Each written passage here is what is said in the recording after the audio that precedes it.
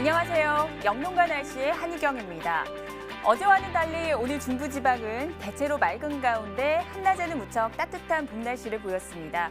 하지만 남부지방은 구름이 많이 끼면서 기온이 크게 오르진 못했는데요. 주말인 내일은 야외 활동하기에 아주 좋은 날씨가 예상이 됩니다. 대체로 맑은 가운데 공기질도 무난하겠고 한낮의 기온이 대부분 20도를 크게 웃돌면서 아주 따뜻한 봄 날씨가 예상이 됩니다. 다만 내일 밤에는 중북부 지방에, 모레 밤에는 제주도 지방으로 아주 약하게 비가 조금 내리겠습니다. 따라서 건조한 날씨는 당분간 계속될 전망인데요. 지금도 중부와 경상도를 중심으로는 건조 경보와 주의보가 발효 중입니다. 주말을 맞아서 야외로 나가시는 분들 많으실 것 같은데요. 아무쪼록 불조심에 신경을 써주셔야겠습니다. 구름 모습 보시겠습니다. 지금 고기압의 가장자리에 들면서 전반적으로 구름이 많이 지나고 있는데요. 대부분 비를 갖지 않는 높은 구름으로 분석되고 있지만 일부 전라남도 지방은 오늘 밤까지 산발적으로 빗방울이 조금 더 떨어지는 곳이 있겠습니다. 내일 우리나라는 고기압의 영향을 받다가 점차 그 가장자리에 들겠습니다.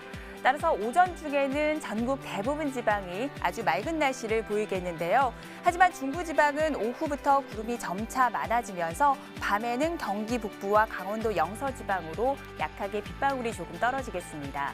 내일 아침 기온은 서울이 10도, 청주와 전주가 11도, 대구가 17도 등으로 오늘과 비슷하게 시작하겠고요.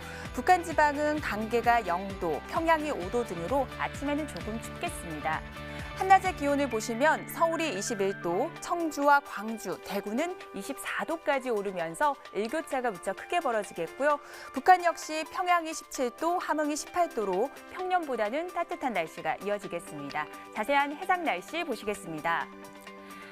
당분간은 물결이 잔잔하게 일겠습니다. 하지만 모레까지는 서해와 남해상으로 짙은 안개가 끼는 곳이 많겠고요. 동해상에서는 바람이 다소 강하게 불겠습니다. 날씨 정보였습니다.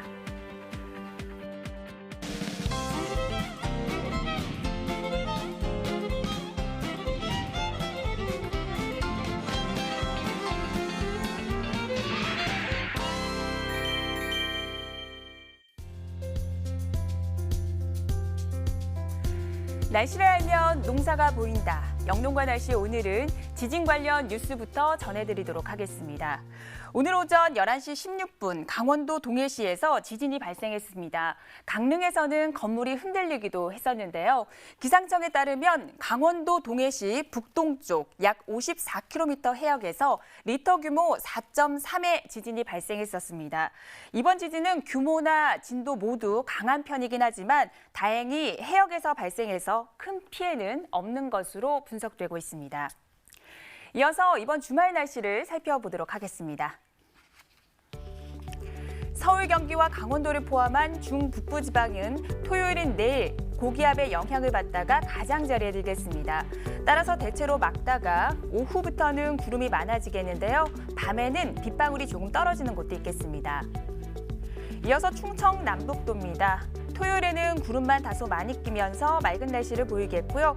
낮 최고 기온은 20도를 크게 웃돌아 따뜻하겠습니다. 일요일에도 완연한 봄 날씨가 예상이 됩니다. 경상도와 전라도, 제주도를 포함한 남부지방입니다. 토요일에는 구름만 많은 날씨를 보이겠고요. 일요일에는 대체로 흐린 가운데 제주도는 약한 기압골의 영향으로 밤부터 비가 조금 내리겠습니다. 이어서 전국의 대기질도 살펴보겠습니다.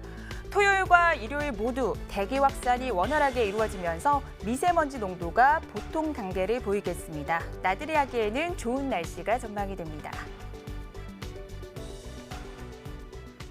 네, 영농가 날씨 오늘은 국립식량과학원의 정건우 연구사와 함께 이야기 나눠보도록 하겠습니다. 안녕하세요. 예, 안녕하세요.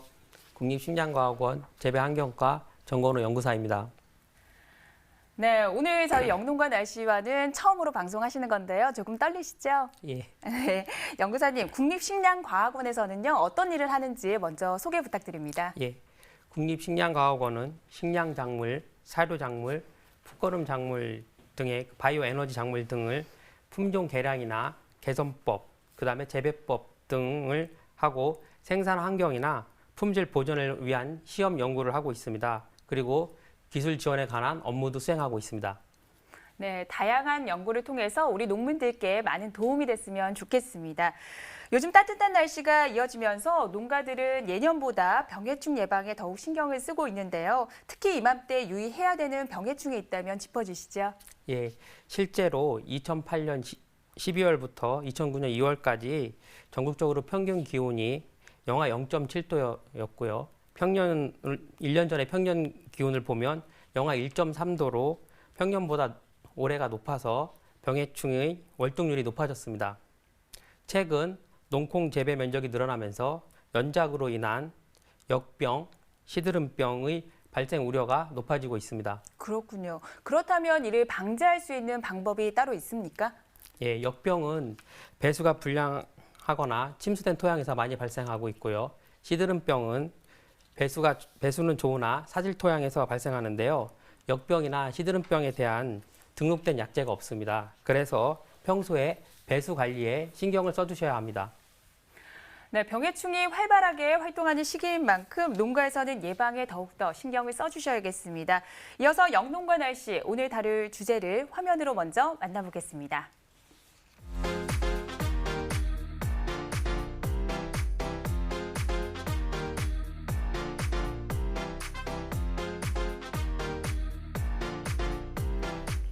네, 이번 주 내내 따뜻한 날씨가 이어지면서 농가에서는 손길이 아주 분주해지고 있습니다.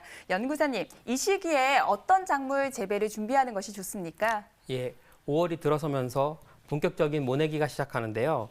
벼농사에 있어서 모짜리 설치가 1년 농사를 좌우할 정도로 아주 중요합니다. 네, 1년 농사를 좌우할 만큼 모짜리 설치가 중요하다고 말씀해 주셨는데요. 먼저 벼 육묘하는 과정부터 설명해 주세요. 예, 벼 육묘하는 과정은 상자 파종을 한 다음에 싹을 틔우고 그 모짜리를 치상한 다음에 비닐 피복이나 부직포로 피복을 합니다. 이후 경화기를 거쳐가지고 본격적인 육묘 관리에 들어갑니다.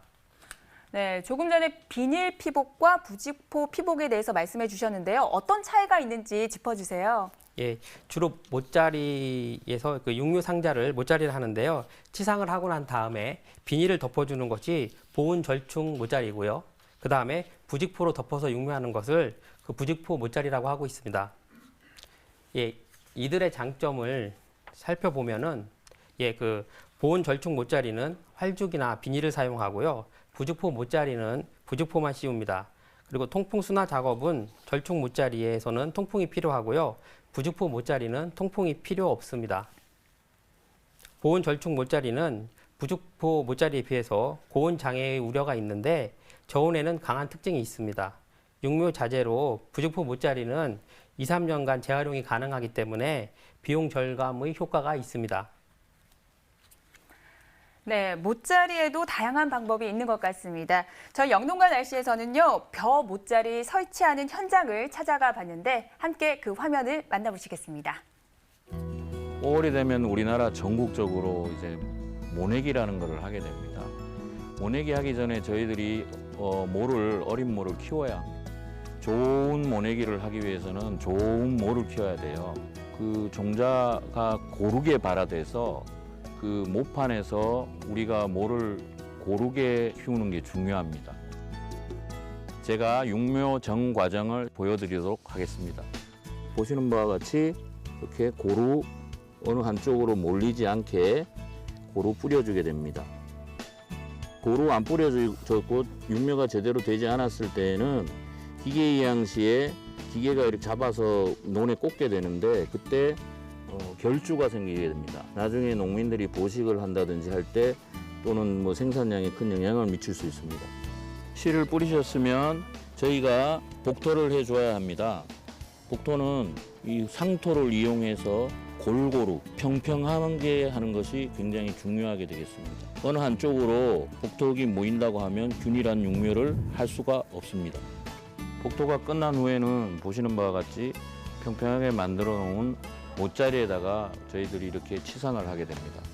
이 활대를 이용해 가지고 여기 양쪽에 이렇게 터널을 만들어요. 이렇게. 그런 다음에 비닐로 쫙 덮는 거죠. 육종은 결국은 이 좁은 곳에서 저 바깥에 논 엄청 많죠. 거기다 다 펼쳐 놓는 과정이라고 생각하시면 됩니다. 네, 벼 모짜리 설치하는 방법까지 자세하게 알아봤습니다.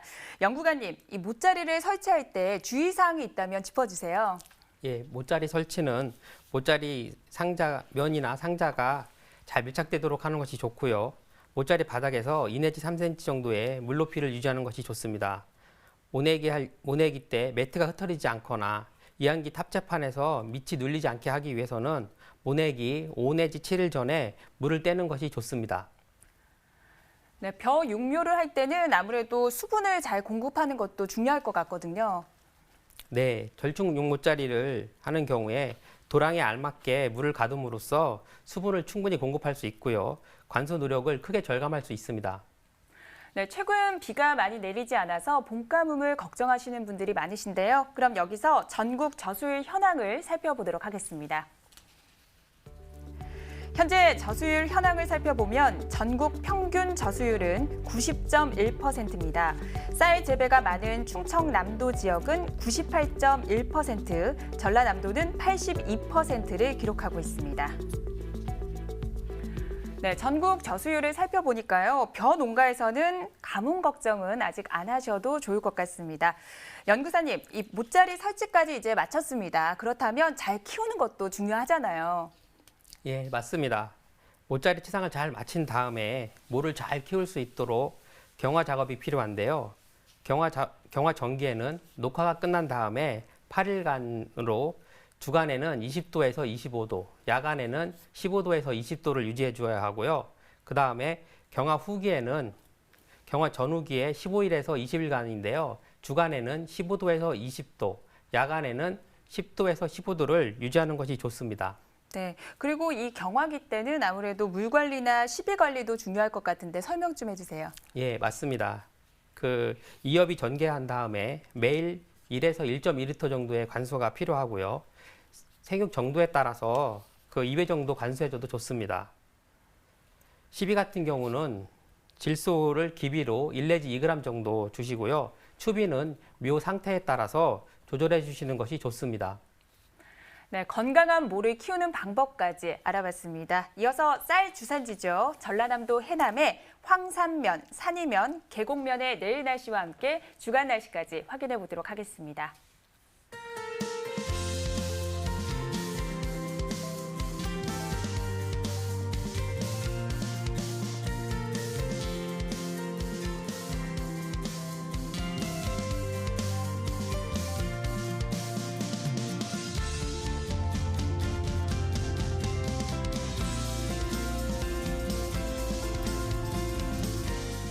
네, 지난 겨울 따뜻한 날씨 때문에 올해는 예년보다는 병해충이 조금 더 빨리 찾아왔습니다.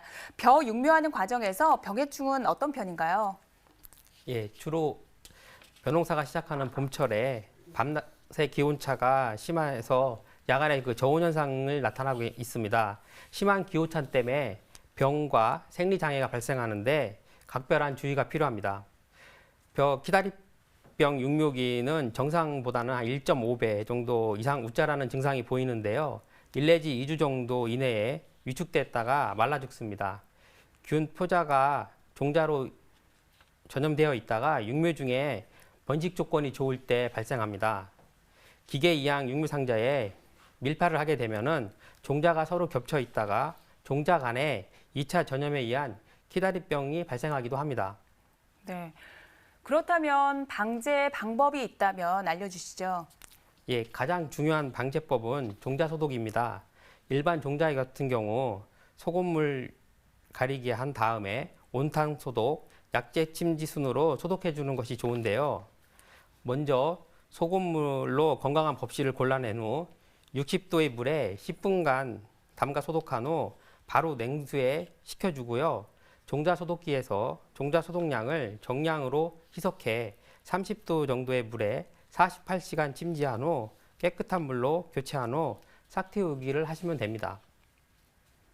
네, 봄철부터 가을까지 아주 긴 시간을 재배해야 되기 때문에 종자 소독으로 미리미리 병해충을 예방하셔야겠습니다. 그럼 여기서 쌀 주산지죠. 충남 서산의 일주일간의 기온 그래프를 살펴보도록 하겠습니다.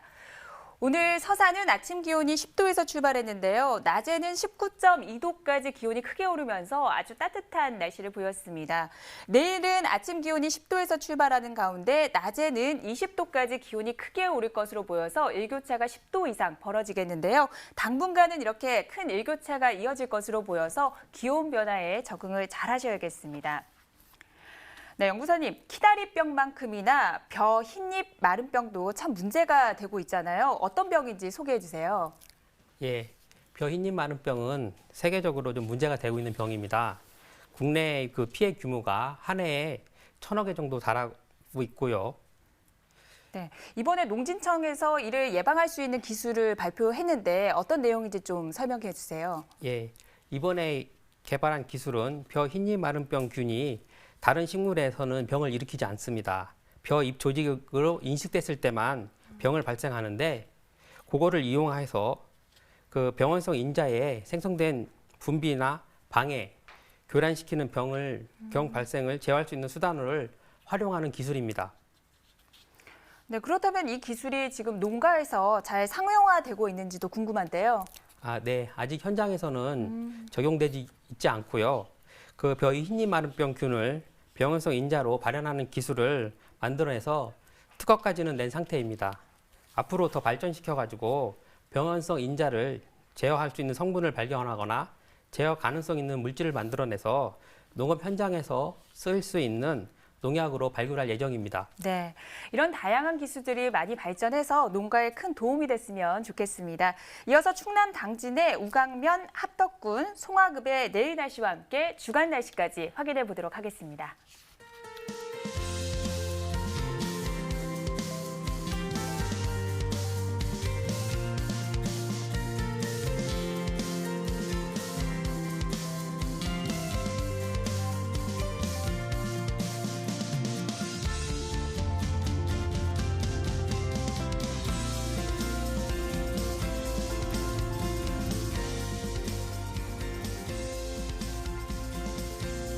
네, 현재 시간 8시 47분 지나고 있습니다.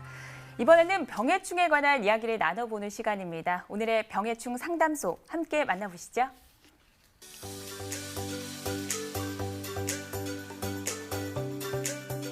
전라남도 영암군 신북면의 마늘 농가에서 의뢰한 상담 내용입니다. 마늘잎의 끝부분부터 말라가고 있는데요. 육안상으로 봤을 때 뿌리에 벌레가 있는 상황은 아닌 것 같은데 원인과 해결책을 알려주세요.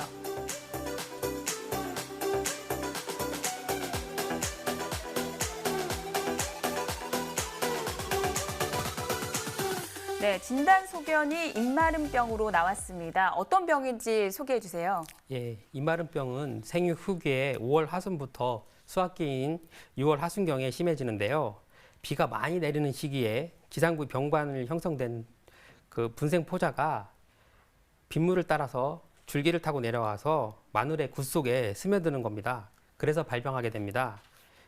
잎에서는 처음에 회백색의 작은 반점으로 형성됐다가 점점 담갈색을 띠는 것이 특징입니다. 네, 마늘에서 자주 발생하고 있는 이 입마름병을 방지할 수 있는 방법도 알려주세요.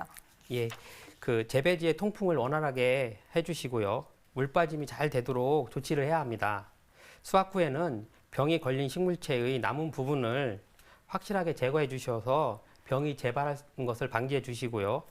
약재를 사용해서 방지할 경우에는 등록된 약재를 확인하셔서 종부에 약액을 충분히 묻힌 후 살포해 주시면 됩니다. 네, 마늘 수확철이 다가온 만큼 더욱더 주의가 필요한 상황입니다. 그럼 오늘 방송 내용을 한 번 더 정리해 보도록 하겠습니다.